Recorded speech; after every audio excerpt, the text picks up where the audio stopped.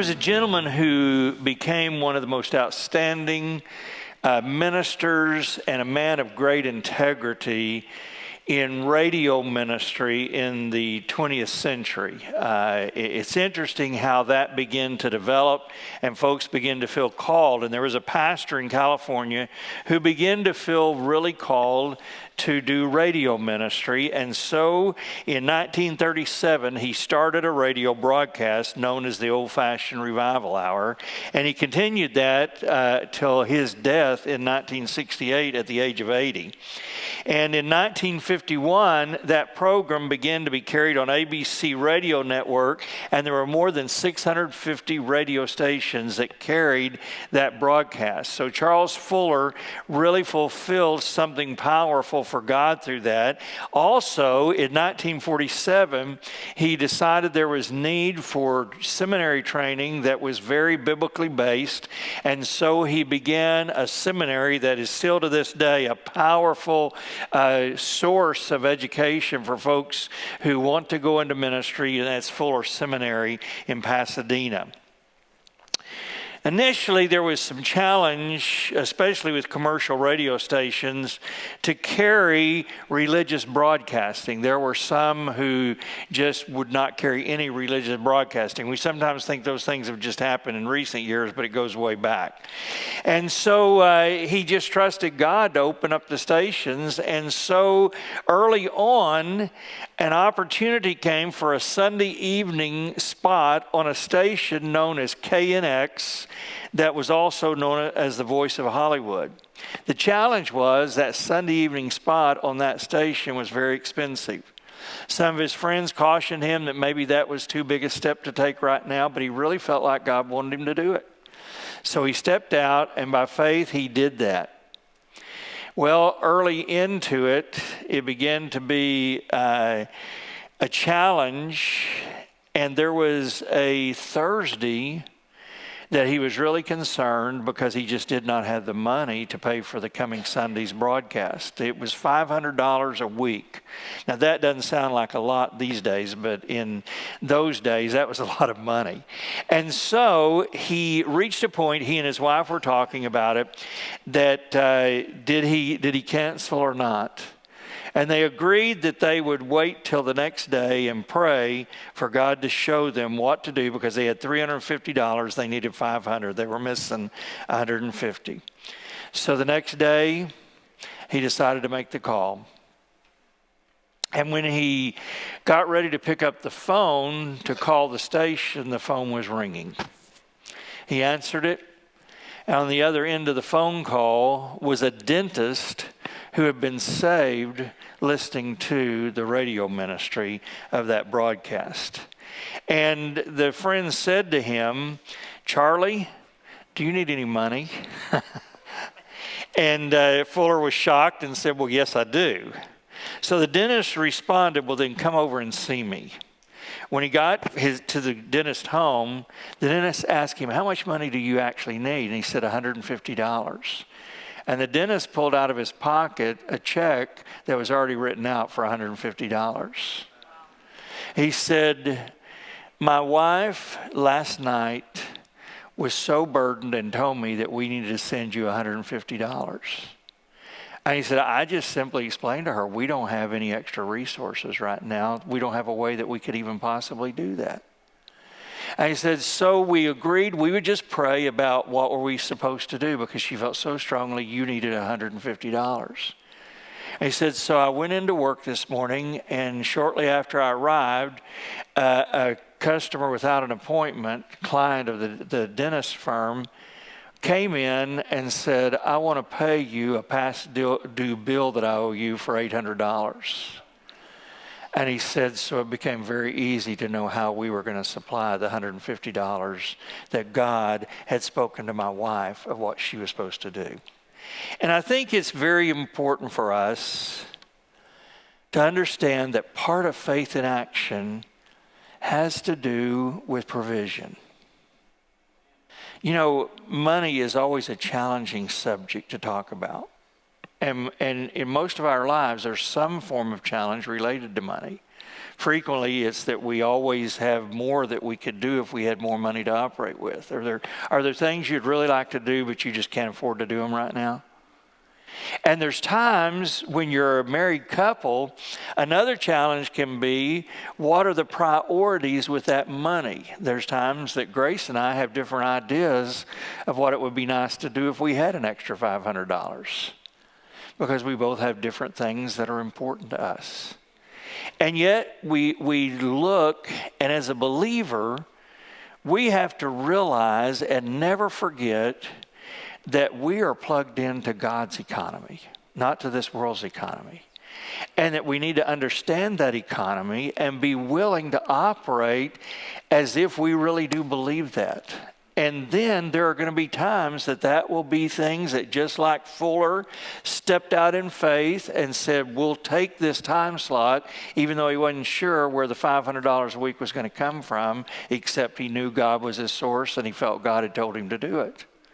To the dentist whose wife suddenly felt a burden for $150 that at the moment they didn't have, except they did, it just hadn't arrived yet. And God provided it. And God wants us to not just live as people who either live from paycheck to paycheck, always chasing whatever we need to survive, or folks who decide that we're in charge of it and it's our money and nobody else's, instead of realizing every blessing I have in my life comes because I'm God's. And I give him my life totally, and that includes my provision. And provision is bigger than just money, because there are times that God provides things that aren't about us getting the dollars in our hand. There's times that God just makes a way for something to happen in our lives. So I want us to talk about that aspect this morning as we look at this series of faith in action. 1 John 5:4 is our theme verse. You see, every child of God overcomes the world, for our faith is the victorious power that triumphs over the world. And this week, I want to talk to you about the subject of fill all the jars. There's a great story in the book of 2 Kings, chapter 4. I'm reading this today from the Message. You know, there's numbers of translations that are great translations. The Message is not an actual translation, it's a paraphrase. And so if you're going to do any deep studying, I would challenge you to consider some of the other translations more than just the Message, because it's kind of like Scripture light. It puts it in easy to understand English, but it sometimes doesn't go into the depth of complete understanding that we should have and that we need to have. And so if you want to get a real in-depth understanding, get an Amplified Bible. And then there's a number of others that are just great sources of translations from New King James, New Living, NIV. There's several that are just great scriptures and the way they say it. But I want to read this story today because it is a story and it's told like a story in the Message. 2 Kings chapter 4. One day the wife of a man from the guild of prophets called out to Elisha, "Your servant, my husband, is dead. You well know what a good man he was, devoted to God. And now the man to whom he was in debt is on his way to collect by taking my 2 children as slaves." Elisha said, "I wonder how I can be of help. Tell me, what do you have in your house?" "Nothing," she said. "Well, I do have a little oil." "Here's what you do," said Elisha. "Go up and down the street and borrow jugs and bowls from all your neighbors. Not just a few, all you can get. Then come home and lock the door behind you, you and your sons. Pour oil into each container. When each is full, set it aside." She did what he said. She locked the door behind her and her sons. As they brought the containers to her, she filled them. When all the jugs and bowls were full, she said to one of her sons, "Another jug, please." He said, "That's it. There are no more jugs."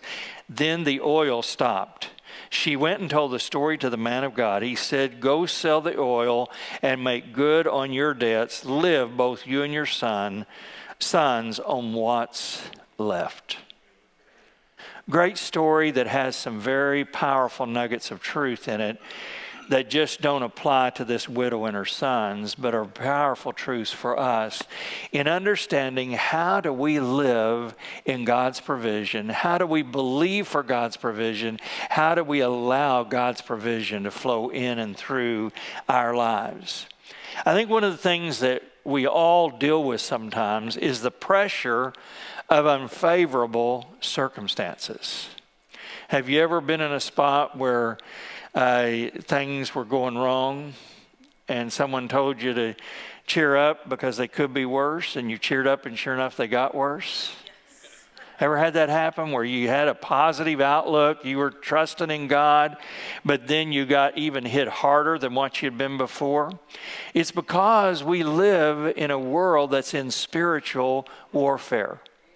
You know, there are people who believe that we shouldn't talk about the church and spiritual warfare because God's a God of love and peace.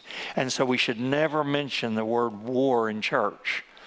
Well, I'm sorry. That's deception from the enemy, because he wants us to not recognize that we are at war. Yes, we are. We didn't call it, Satan did. But we are targets of his attacks, and we cannot act like that we're living in paradise when we're in the middle of a war zone. And so if you're in the middle of a war zone, there's going to be times that things happen that you look at and say, how could this happen to me? And let's look back. The woman said, your servant, my husband, is dead. You well know what a good man he was, devoted to God. And now the man to whom he was in debt is on his way to collect by taking my 2 children as slaves. I think there's a book by this title, Bad Things Can Happen to Good People. It's hard for us to sometimes reconcile. If we love God, we serve him, why does he let things happen? And I think fundamentally we have to understand this. God doesn't cause bad things. I've had people say before, well, God caused me to get sick because he knew what he was going to do through that. No, God didn't cause you to get sick, but what God did was he worked through what happened in your life, even though he didn't cause it. God always does good. That's just the nature of who God is. He can't do differently because that's who he is. But we live in a world that is evil, and sin is always at work. And the enemy of our souls and his demonic army are always looking for ways to destroy us. I believe that every one of angels that have been assigned to us by God. I also believe that there are demons that get assigned to harass us. And the demonic forces are at work in the world. And then you and I have to deal with the fact that our minds and bodies operated before we became a believer without the input of the Spirit of God in our spirit. And so our mind and body were like 2 little bratty kids living inside of us that said, I want this, I want that. I'm going to do this, I'm going to do that. And so all of those things become factors that affect our world. And so there are times that I don't care how much you love God, how much you believe in his healing and health, there are going to be times that you're going to get attacked with physical sickness. And there are times that we're going to have things come into our life, and we're going to have things happen to loved ones that we don't understand. Why did that happen? And yet the reality is those things do happen because we live in the middle of a sinful world. And sometimes if you decide you're going to put God first in your life and you're really going to serve him, that can also become a target on your back, because the enemy says, I don't want them doing that. I'm going to try to stop them. Now, whatever you do, don't be afraid. And do not let that reality stop you, because the other thing is this. God has promised that he'll go before us. He's on either side of us, and he's our rear guard. So whatever the enemy tries to do, God is going to protect us if we live in an awareness that calls the armor into place and we walk fully in gear of what God has done within our lives. So these things happened. The husband had died, and it was unfortunate. And now they had this debt that had been accumulated with what he was trying to do, going to school to be in ministry. And so in those days, what it became was his sons were going to be actually made slaves so that the debt could be paid off. Well, it's important for us to understand this. We live from biblical principles regardless of what the circumstance is. Circumstances don't determine how I'm going to act. Circumstances don't determine my spiritual depth or my spiritual ability to hold on to God. That is not determined by circumstances.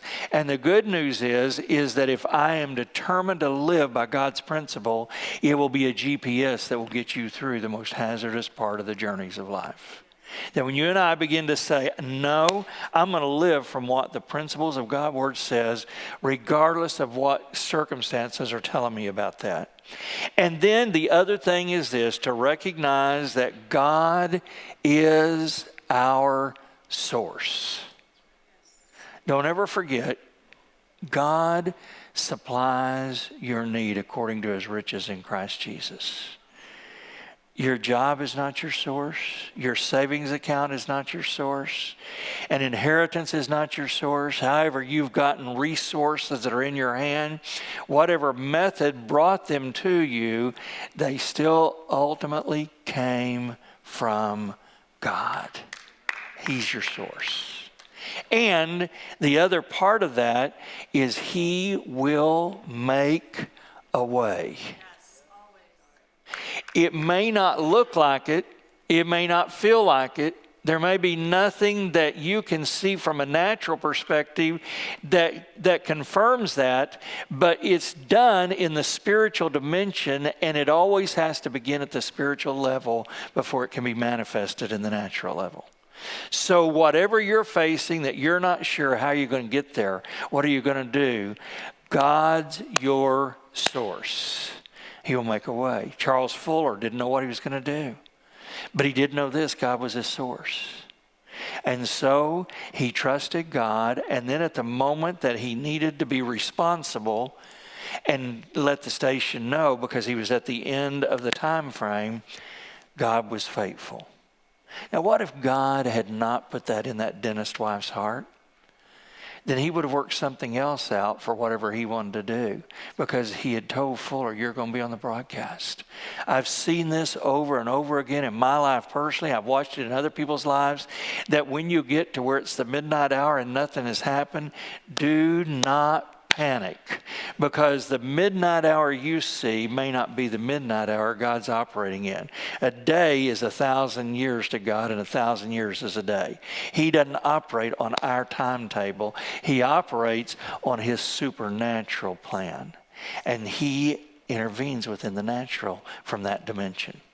Now, it's important when you get to these circumstances, and no matter where you're at in life, it's important that you're looking at what you have rather than what you don't have. Are there ever times that you think, man, we just need this and this and this, and we just don't have, and I think this. I think for most of us as Americans, we really ought to be ashamed when we feel that way.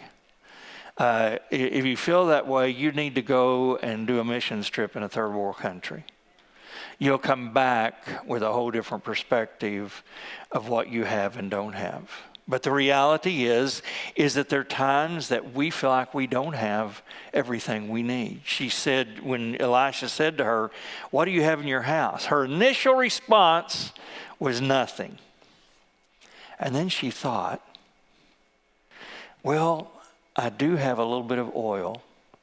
I know I'm from Oklahoma and Texas, so that is spelled O-I-L, oil. I try to say it right. Just sometimes we'll revert to the oil that I grew up with. But the truth is, she at first looked at the very worst, because it seemed so insignificant that she had that little bit of oil. Have you ever noticed this? There's two words, and any time that I deal with a couple that's going to get married, these are, if they don't remember anything else I told them, I hope they'll remember this. There's two words that you should strike from your vocabulary if you want to have a good relationship.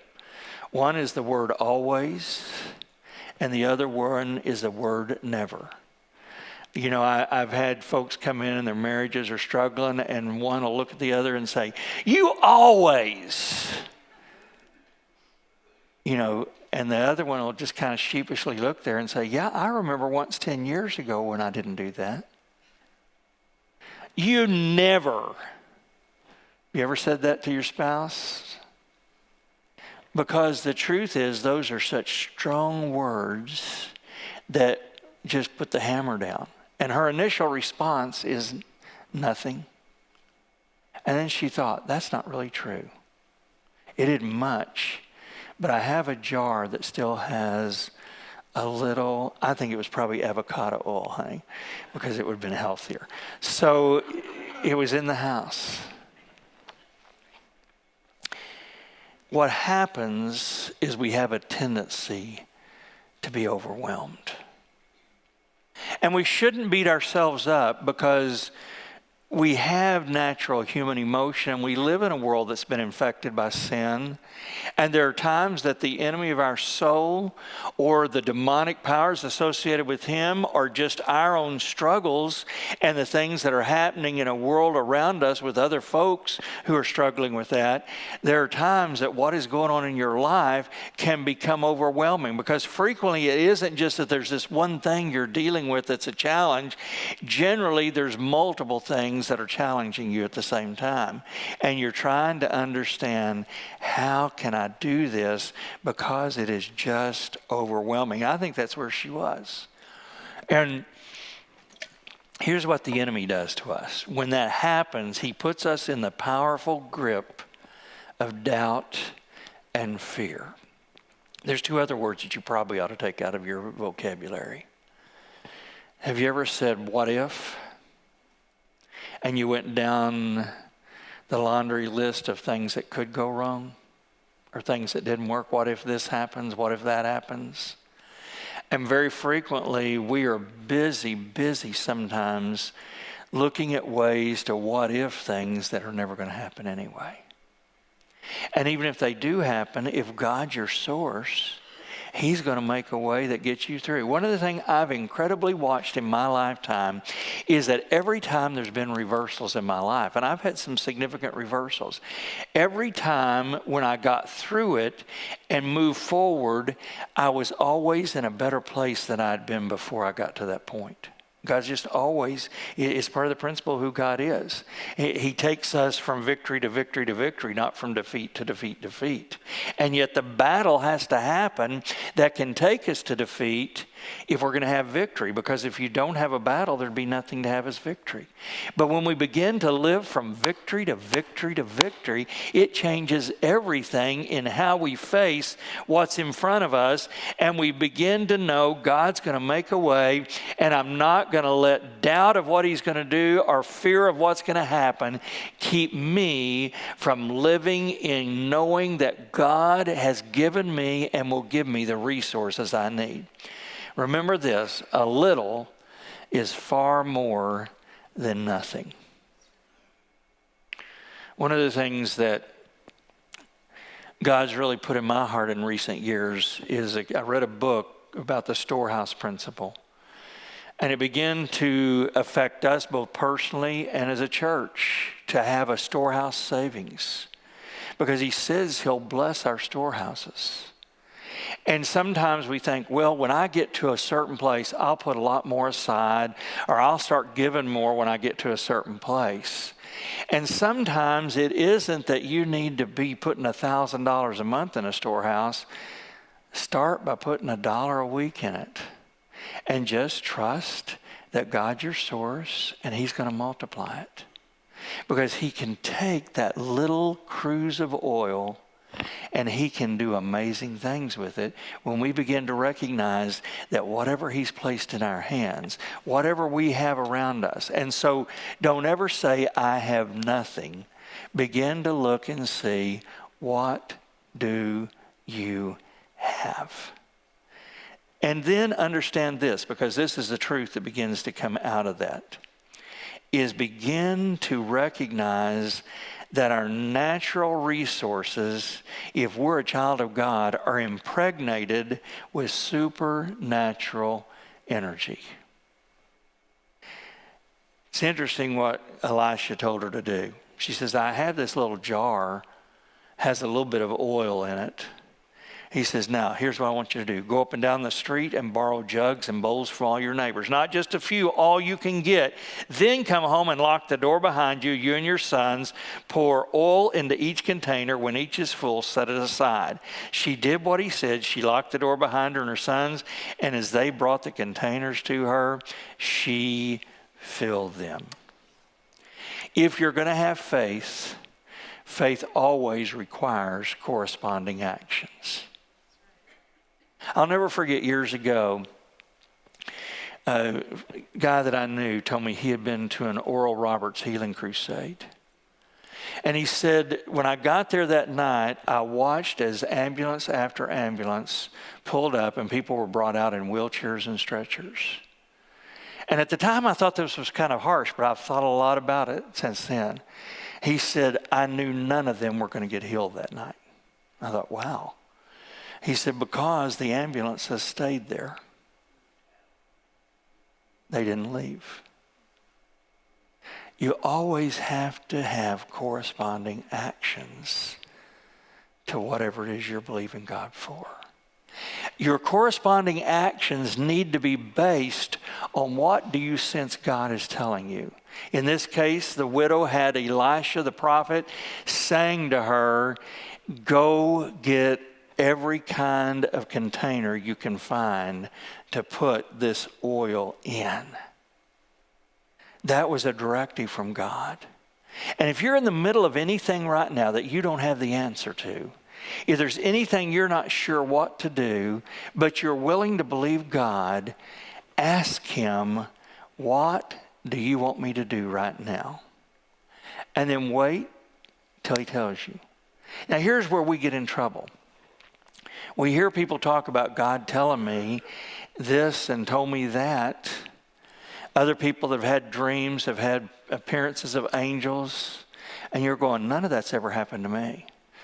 Most of the time, that's not how God's going to speak to you.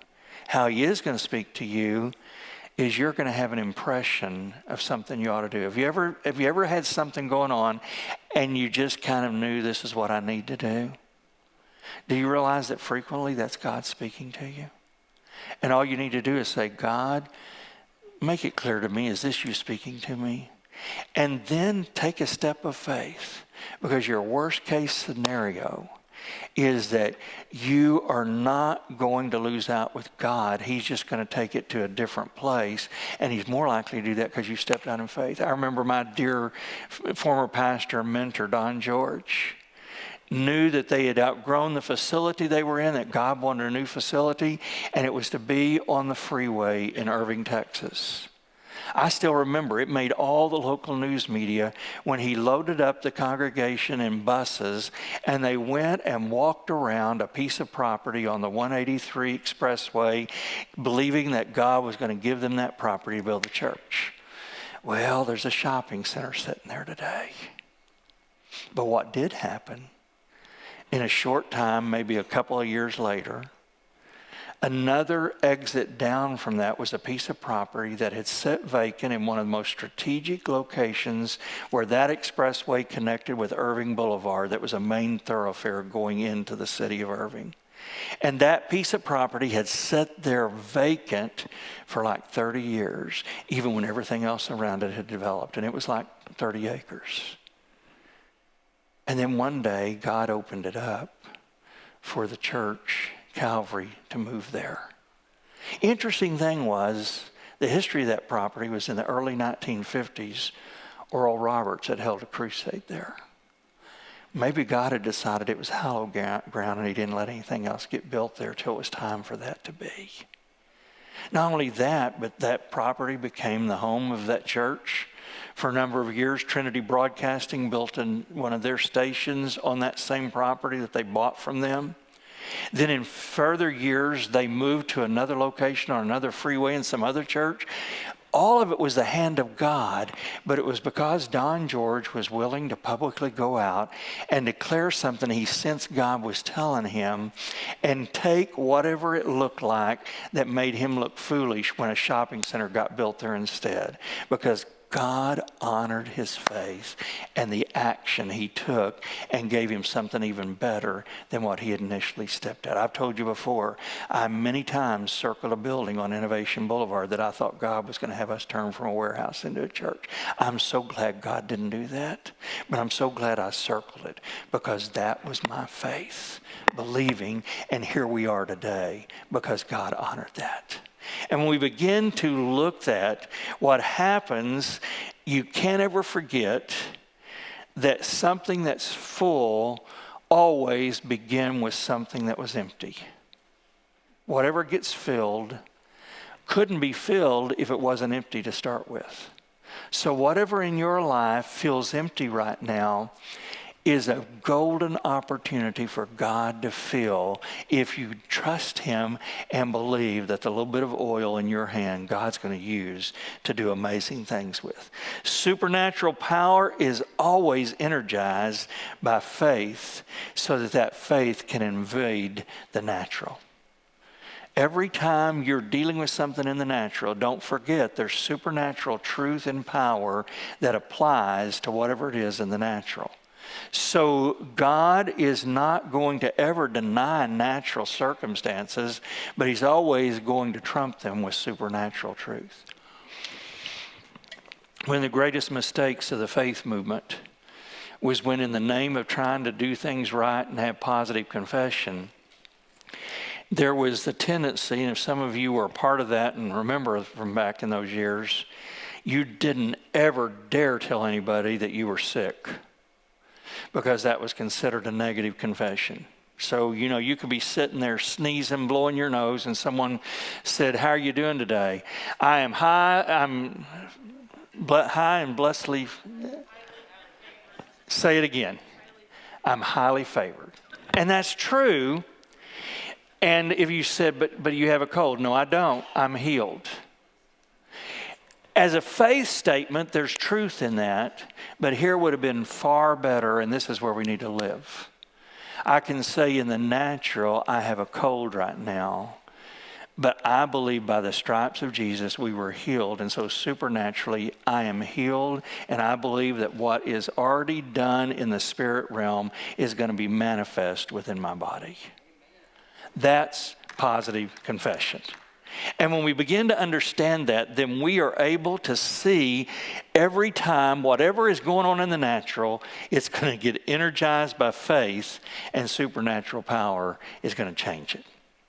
So how do you maximize the full potential? All the jugs and bowls were full. She said to one of her sons, "Another jug, please." He said, "That's it. There are no more jugs." And then I hate this line. Then the oil stopped.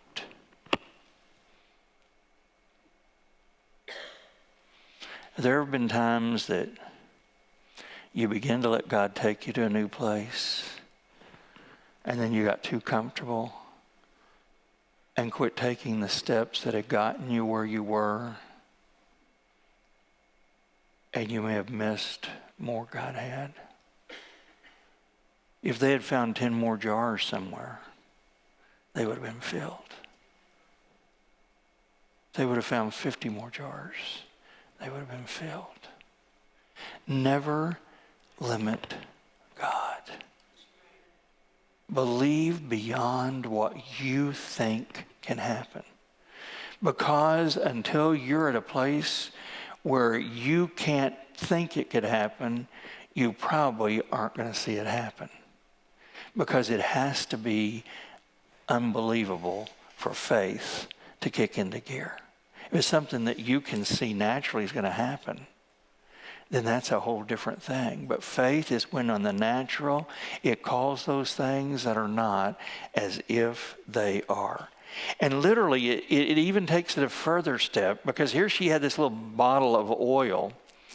But until she obeyed what the prophet said to her, and started bringing the jars in and began to pour out of this bottle that only had a few ounces in it until she had filled hundreds of jars that were bigger than it was, so that now there were gallons and gallons that had come from this little one jar. And there wasn't any kind of a line attached to it. There was, but it was a spiritual, supernatural line. And now all of these were being filled. It was possible when she was holding the jar. The more they filled, it became more and more probable. I'm sure after she filled the first 10, she went, wow. By the time she had filled the first 30, she was going, oh my goodness. And by the time she was getting to the end, she wasn't saying, well, that's it. She was saying, where's that next one? Maybe it was her sons that didn't have enough faith. But regardless, it only happened as long as they kept bringing empty jars. It's another part of this that I don't want you to ever forget.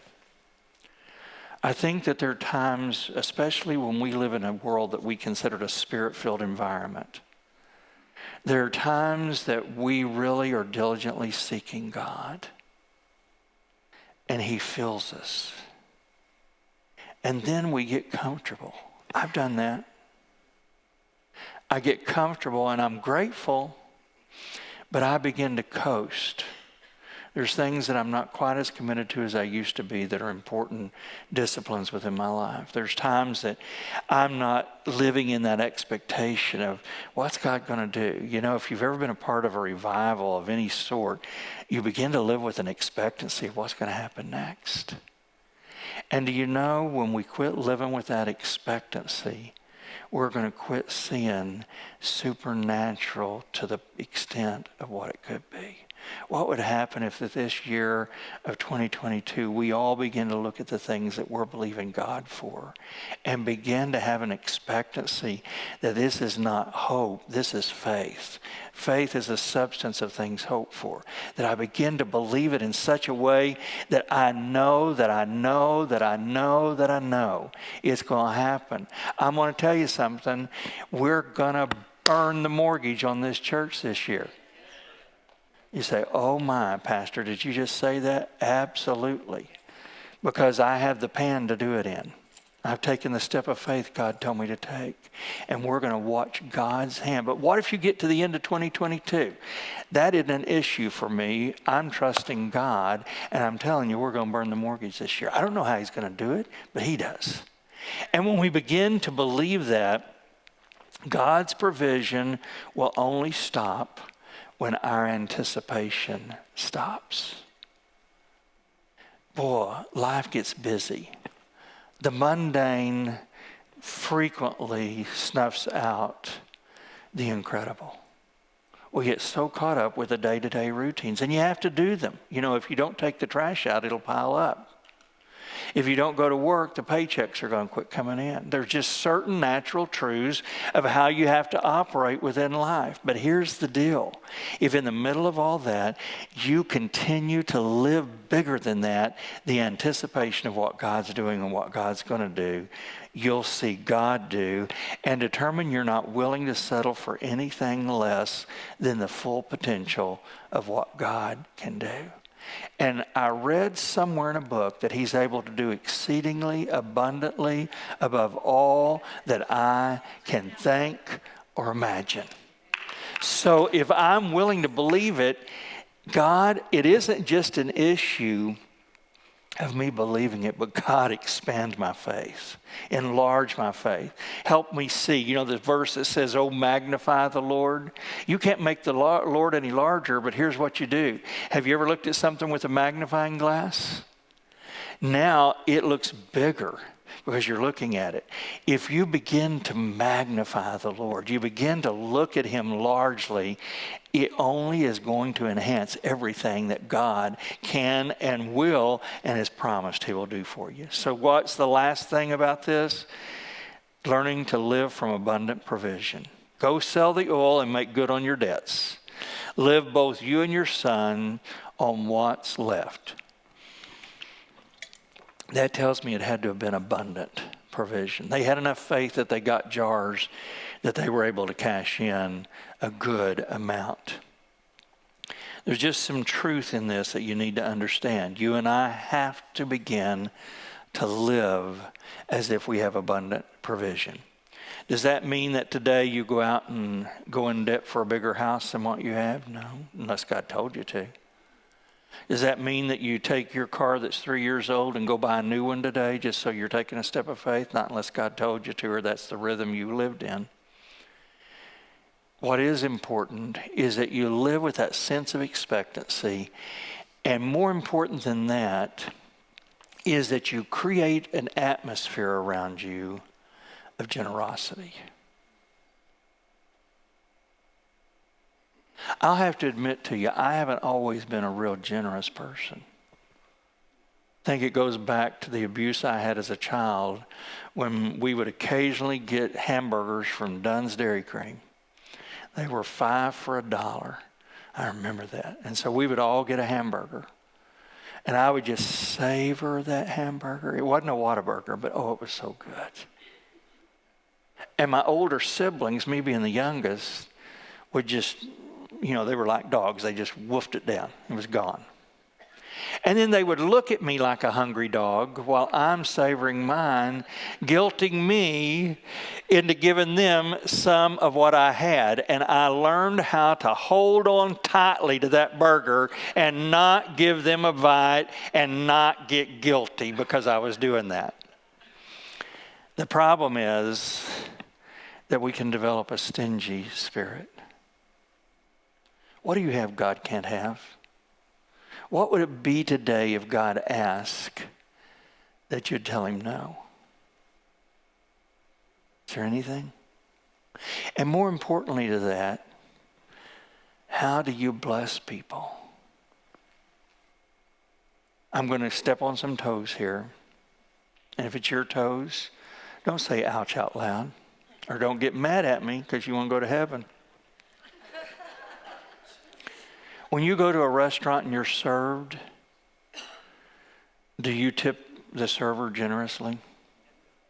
Or do you say, well, I really am not into tipping, so I'm not going to do that? Do you go at least to what the current expectation is of 20%? Well, I've always done 15%. Live a little. Get generous. Or you have someone who served you that didn't do a very good job. Has that ever happened to you? And did you justify that as a reason you didn't need to give them a tip? Man, what an opportunity you missed. And that's just a little example of us learning how to live generously. Are you generous with the people that are close to you? And are you generous to people that are not so close to you? Do you look at life every day and look at how you can live from a generous perspective? If you come up to the stop sign at the same time as the person on your left, do you go, I'm the person on the right, I have the right to go?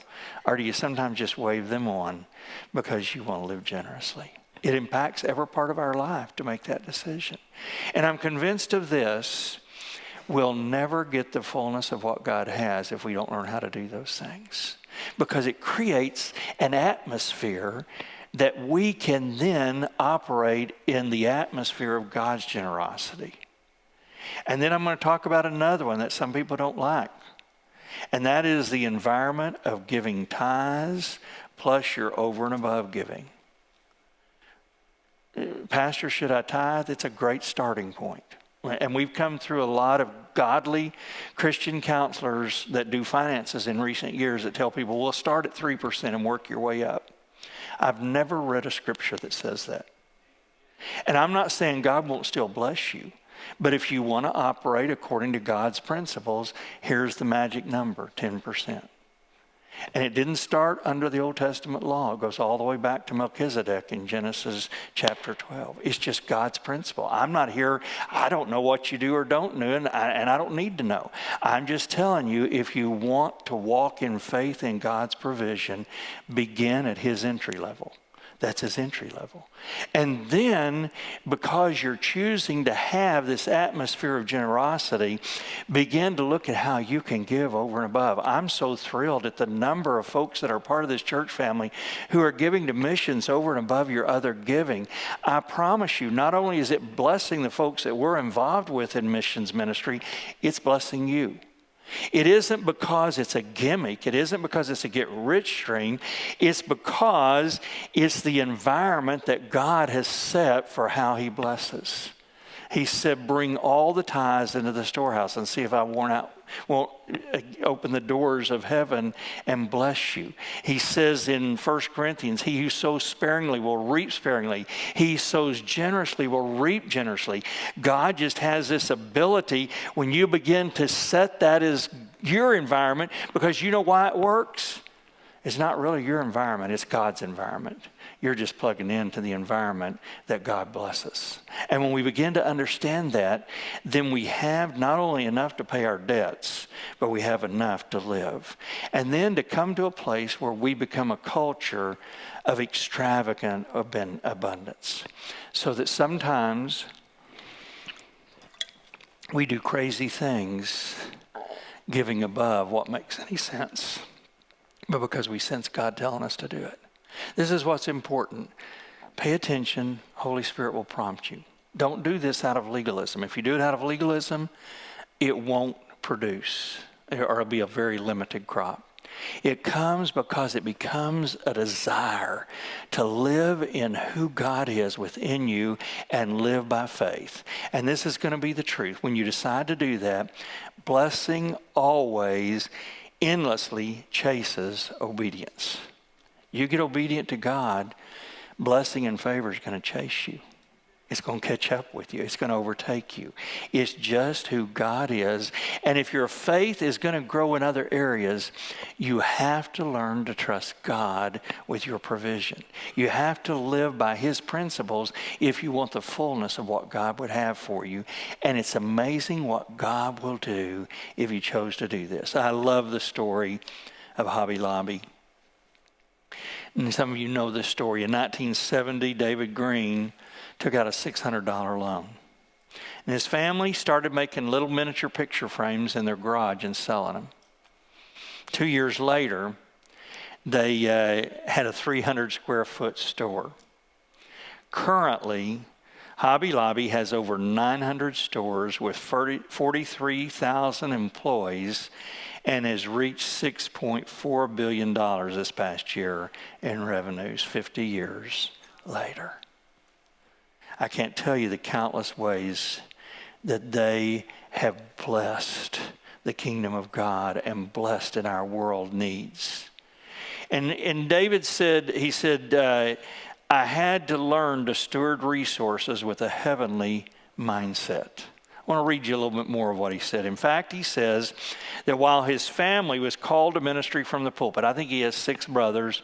His dad was a minister, pastor. They were all pastors. He didn't feel called to be a pastor, but he understood God had called him. He said he was specifically called to retail. Whatever you're doing, believe that God's called you to that and that he's going to bless because you're doing it. He says God gives him resources through his business and trust him. I just lost my place. God trusts him to give to people, countries, communities, and organizations in need. My journey into generosity has shown me 2 important things, among others, he said. First, generosity has a starting point. You just don't wake up one day and poof, you're generous. It begins with the decision to steward your resources with a heavenly mindset. Secondly, generosity depends not on how much money we have, but the posture of our hearts. You should set your giving amount. Create a goal amount to give above the 10% tithe. I like what he says about this. Tithing is like training wheels. Write it down and do it. And then he says, set a fire for the future. Make a commitment to keep giving, and then teach the next generation you have influence over to do so as well. So here's the thing we learn from this story of the woman with the jars.